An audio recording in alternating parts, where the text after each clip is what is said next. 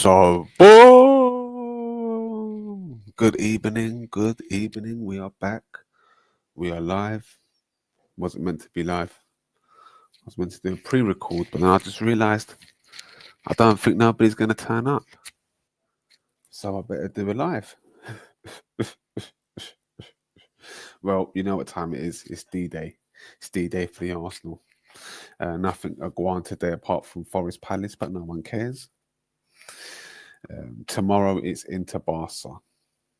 That is going to be an epic game. I forgot about that, to be fair, until I just swiped. That is going to be epic. It's 3-3 and it's at the San Siro. Surely Inter will go through. Surely. All this talk about Yamal getting Ballon d'Or. You can't get the Ballon d'Or, and Rafinha, by the way, if you don't win the Champions League, I guess. And it's a heavy prospect. What, is Martinez injured? Dumfries, with 2 goals. Who would have thought Dumfries is having his Lookman period? If you ask me, Dumfries, never really hit the heights until this season, I guess. He's got himself 10 goals in the league, which is fantastic. It might be 10 goals overall now. It's 10 goals overall. Come from Heerenveen? No, he didn't. He come from Sparta Rotterdam and made his way up to Heerenveen and then PSV Eindhoven. And then from there straight to Inter. So he showed a lot of promise at PSV. I wonder where he played for PSV. Because I'm sure he was a wing-back. But wing-backs were not, they weren't as popular as they are today. Glenn Hoddle used to play wing-back, 3-5-2, and it was unheard of. And then it was like seen as an international tactic. And then I would say Conte, I think Conte really changed the face of the 3-5-2 and gave it a popular name because he had players like, what was my man's name? Not Nzombia. I just mentioned his name, didn't I? Nigerian fella. Moses. Had Moses playing out of his skin. Who would have thought Moses, right wing back? Fantastic. This week on Cooking with Arsenal. Yeah, let's see what Arsenal can cook up. It's either going to be a gourmet Michelin star steak with creamy mash, with spinach infused, with a touch of rose. Marie. Just on the tip of the tongue. Hopefully. Or it could be burnt scrambled egg, which I don't know what that looks like. But that's the prospect. Because it's P45. The P45's out. It's out. There's just no name on it, right? If he loses on Wednesday, that's it. The noise is going to be loud. Very loud. From all angles apart from the Arsenal board. However, the Arsenal board will eventually crumble because what will happen if Arsenal go crashing out on Wednesday? What will happen is next season, every single game, it's bad enough as it is, will be scrutinised. Arsenal lose the opening game, there will be hell. Remember when Arsenal did it? There was hell, and that was the birth of AFTV. It can go your way, unks. It's never too late. That's why I'm just saying the P45 is out. There is no name on the P45. It's just out. In hand. That man's in the office. He's not even in the office yet, to be fair.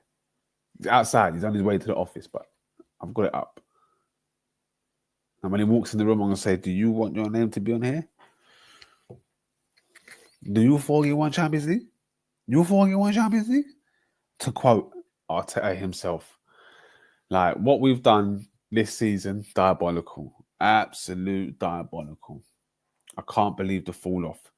We've dropped 21 points from winning positions. That puts you in pole position. 21 points.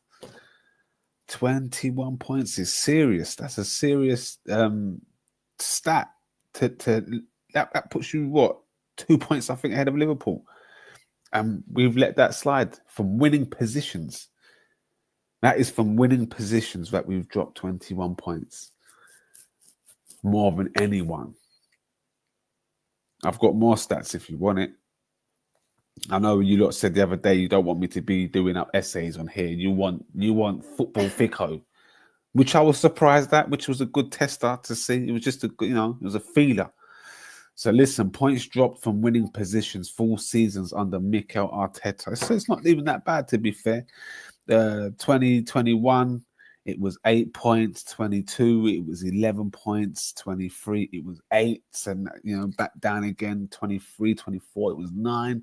I mean 23, 24, and 22, 23. I mean,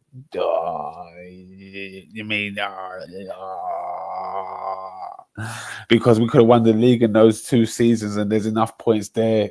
We was 2 points off and 4 points off in any one of those seasons. You give us to be in winning positions, and then to drop it. The Liverpool game, we was 2-0 up at Anfield, smoking them, absolute smoke. 2-0 up at Anfield. They were shell-shocked. They were absolutely shell-shocked. And you know what the maddest thing is? The maddest thing is Xhaka. He was the maddest. He's the one that stoked the fire in that game, first off. I said this the other day. The second thing is, who would have thought replacing Xhaka would have been this difficult? For me.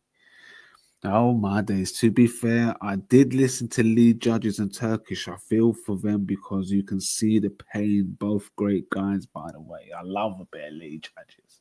Me and Turkish, we had a little bit of social media back and forth once upon a time. That's because I was AFTV negative. I was against AFTV. I felt they used Arsenal's downfall to propel the channel, basically. And I just didn't like it. I just felt that they got Arsene Wenger sacked. They were a heavy catalyst.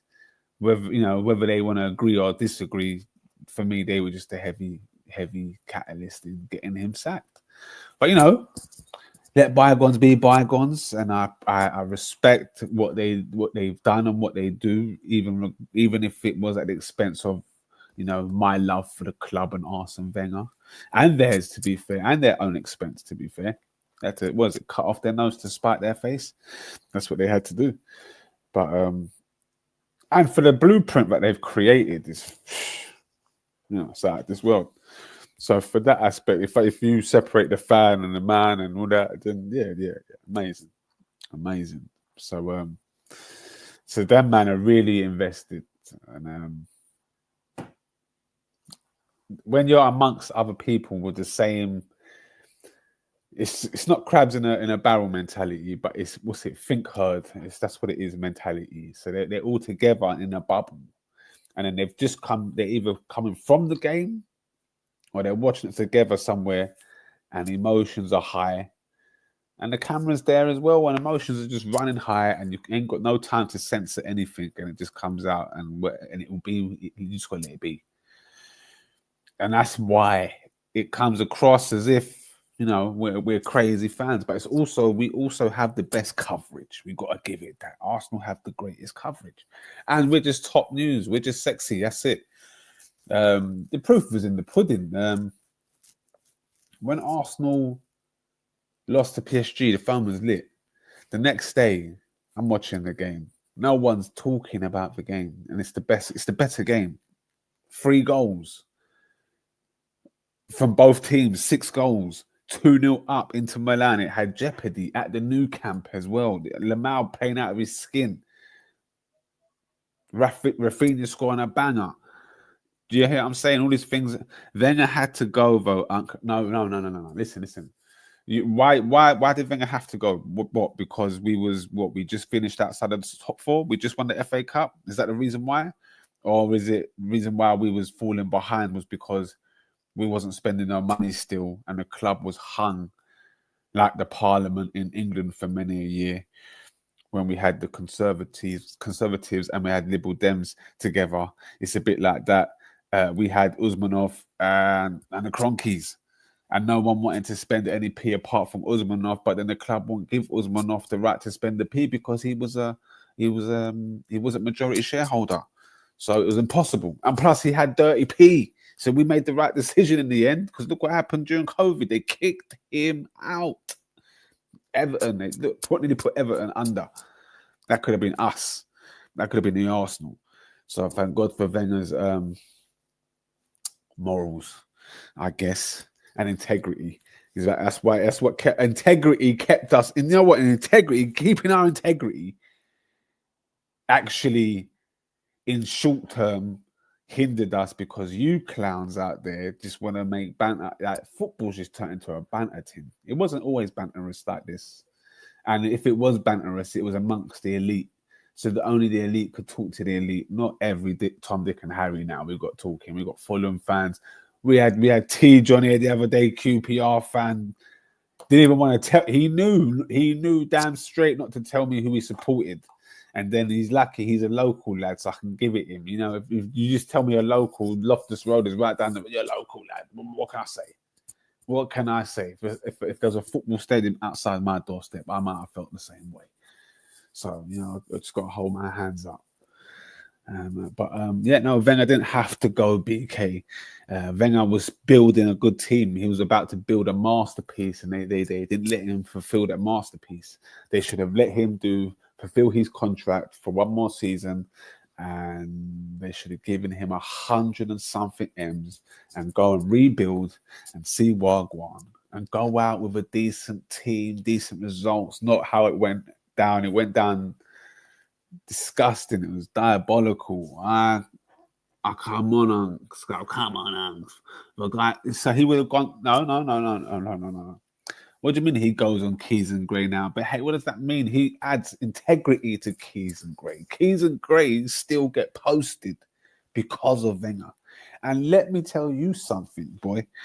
You're too young to remember Keys and Gray were the cornerstone. There wouldn't be no Premier League without them, man. Them man added to the spice and the drama, and it was top-notch commentary, and it was laddish culture with a touch of footballing finesse, because Andy Gray was a good striker. He was a quality striker. Richard Keys, I don't know what the heck Richard Keys was, but he just became one of the lads. I don't know how, but did you smash it? Quote unquote. Arsenal. By the way, BK, as you're here, Bruno Fernandes. Over Odegaard? What are we saying? You're wrong. They were on because there was no... You're wrong. They were on because... No, bro. No. But answer me about Bruno Fernandes. Tell me about the Fernandes. Holding Man United up, or does he epitomise the last 5 years at United? Because for me, it's the latter of the two. There's no way he's holding Man United up after the last 5 years you've had with him there, and him being captain for the last 3 years. Bruno over Martin every day, being a fellow Norwegian. That's what you're saying. Is this what you're saying? Think carefully. Don't just be. Don't have your rival hat on. Think as a man, as a countryman. Martin disappears when Bruno gets the clear. Does he disappear for Norway? And what's Haaland saying? Must be difficult for you to see two of your best playing for your two rivals. Has to be. This is why you can't think straight.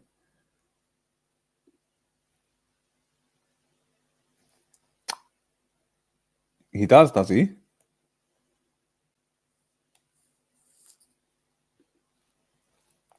Like I've said, the last 3 to 4 years. What about the year when he got 15 goals, I think, and 10 assists? What was that saying? What was his performance, if you remember? What was he hype? Is he hype? Because remember, he went to Real Madrid at 15 years old. I mean, when we first got him on loan, I wasn't impressed. I'm not going to lie. But I was also coming off the Ozil train. And because for me, Ozil was he could have been part of the Invincibles. Ozil was different gravy. My grandmother could score against Albania and Mandem. What? And she has been dead. Oh, okay, bro. My condolences. But what about Haaland? And who's the next star? I know we know about Napan, but is there anyone else that Arsenal might be interested in to help your fellow countrymen? Because I know that's what managers like to do. Wenger used to do it a lot, have a few Frenchmen around. So, they're not isolated. There are a couple of Dutch around, so they're not isolated. And then, a few Englishmen, so they're not isolated. It was a nice mix until the end. And in the end, there was no Englishman. Yeah, we was unstuck then. Because the English media hated us. Absolutely hated us. Do you remember when Arsenal done Mandem FC? Jesus, when we was the original Mandem FC, we had 9 black players on the field. They really made sure to let us know that we had 9 black players on the field. Never been done before. Next star is Napan. Another one is Antonio Nusa. If you know him, never heard of Nusa. Where's he play? What position? Where is he now? Where is he now? Well, guys, this was meant to be a pod, but no one's rocked up. I apologize. Nobody has rocked up. They know the score. By the way, Harry Kane finally won a title. Let me look him up while I'm here. What was it? Nusa.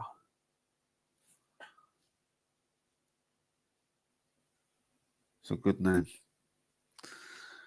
Nusa Kitchen comes up. Antonio Nusa. Is that who we're looking at? Antonio Nusa. Let me see. It must be.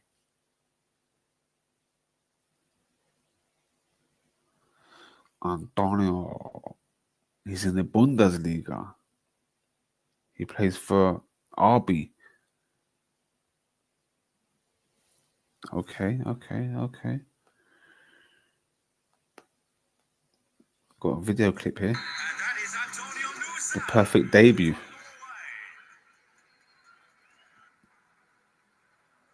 "40 seconds later.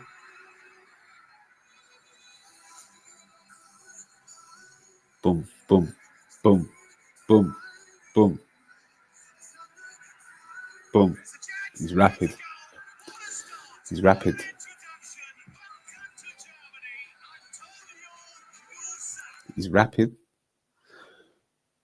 Who's this player Arsenal going for? What's his name? Jermaine? Is it Jermaine? Jeremy Grittins? The one from Dortmund. Let's get his name correct. I've never heard of him. And then all the comments are like, "Oh, he disappointed me when I saw him play the other day. When I watched him for the first time," is what they're basically trying to tell me. Let's see, my man. Let's see, Dortmund against Wolfsburg. What is his name? Jittens. Who is this guy? Jamie. He's English. What are we saying? No fucking ways. English. That's crazy. I all thought it was like Jettins. These sounds probably Jettins. You know what, son? He's English. Bomba clot. Who would have thought? Where was he born? In Reading. Bomba clot. He's Bayesian. Arsenal lead. Shock charge. He's a Chelsea target. I've only seen 1 or 2 clips. Jettins is mad, is mid-unks. He said, just say he's British.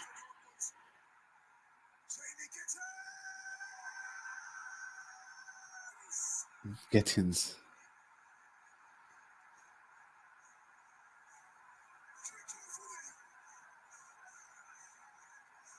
Nah, my man looks better still. Nusa looks dangerous. I'm not gonna lie.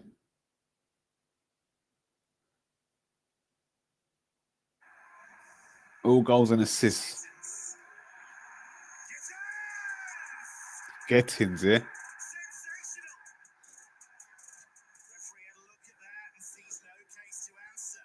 Good turn. Good turn. Good turn.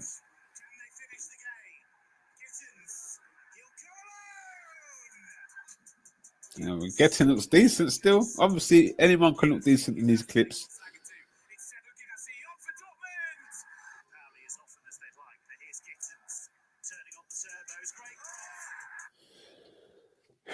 What worries me is Arteta's talent ID scouting. It's not at the best level, is it? But anyhow, it's D-Day for the Arsenal. It's a big game tomorrow with Inter and Barca. BK, I'm off, broski. It's just big time. It's your game this week as well. You know what? Something tells me, I don't know why. I just think Man United are going to concede 3 goals at home and go to penalties. It's just going to be something mad. I pray there's something mad. Either way, I know something mad's going to happen this week in football. There's no way it's going to be clean slate. Arsenal get knocked out. Man United make it through. Spurs make it through. No way. Can't be that.